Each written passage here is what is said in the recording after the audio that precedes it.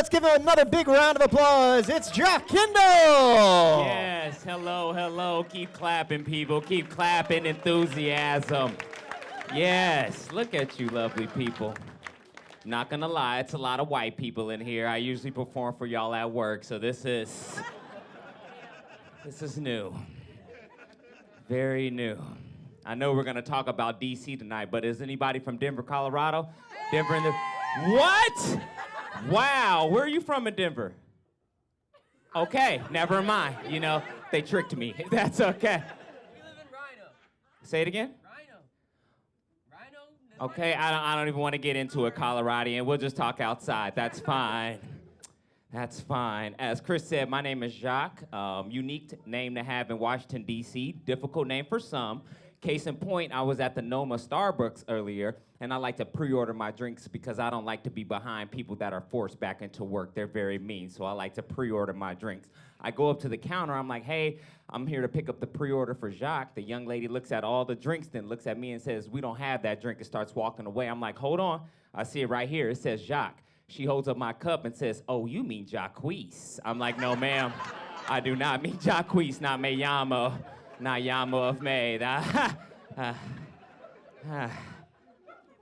Now an argument ensues because I'm challenging her reading comprehension on a cup. I'm like, no, my name is Jacques. She's like, no, nigga, this says Jacques, and starts underlining my name like Microsoft Word and hands me the cup. I'm like, well, I guess my name is Jacques. She says, you're welcome, Jacques. I'm like, okay. I'll be here there tomorrow at 7 a.m. She has a very fat ass, so I'm gonna be jocking and queasing right at Starbucks in Noma. Very unique to living in D.C. A lot of Metro riders, I'm very shocked about that.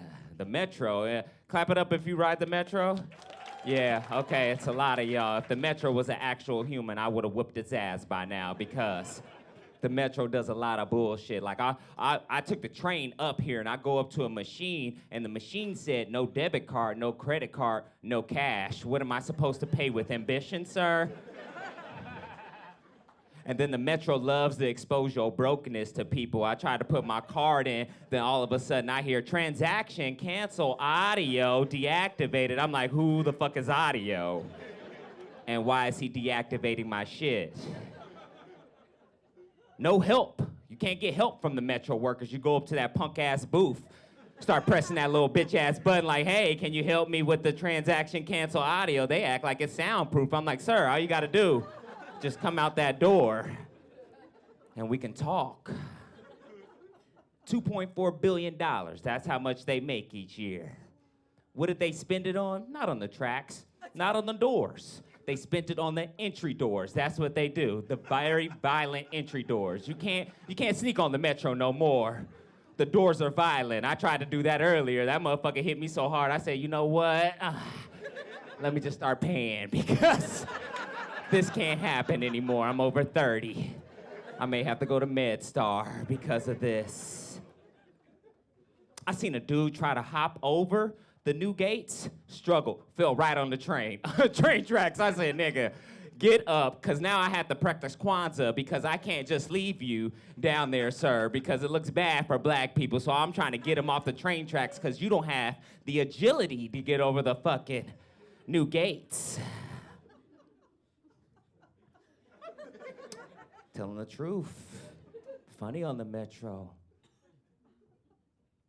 A lot of white women with an ambassador eyes on the Metro. I don't know if you know what that is. That's when white women's eyes get real big and look at a situation and they want help from that situation from you. I don't know if you've ever had this happen. It was a dude who came on the Metro with a JBC boombox just bumping old school Gucci Man.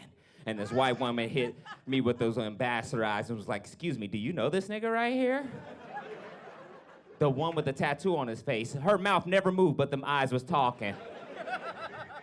I was like, ooh, I don't know him. I went to college, ma'am. I know how to make a thesis. I don't... Never met him. It was crazy because he started a small business right in front of us. He started selling weed on the train. I was like, oh, wow. This is amazing. Let me make eye contact with him now. Started asking him his prices. I was like, how much for a 3.5? He said $20. And if you smoke weed, that is a great price. I said, wow, this is a come up. I said, what's the name of your weed? He said, Rosa Parks. I said, Rosa Parks? I said, why did you name it that? He said, because it makes you not want to get out your seat. I said, wow. Wow. Entrepreneurship right here. Let me get 4 roses off you, buddy. I gotta go. It's funny on the train. He got a little overzealous, though. He kept saying that his weed was better than the dispensary, and I work at the dispensary. There's one thing that a weed man doesn't have that a dispensary does, and that's a point system, because anytime a point system is involved with merchandise, it's excellent. I went to the dispensary earlier this week. I was like, hey, how many points do I have? They were like, you have 2,000. I said, what does that get me? They said, 3 free ounces. I said, baby, financial freedom. We are good. We're gonna be okay. All right, my name is Jacques. Thank y'all for your time. I appreciate it. Jacques Kendo! Closing out our stand.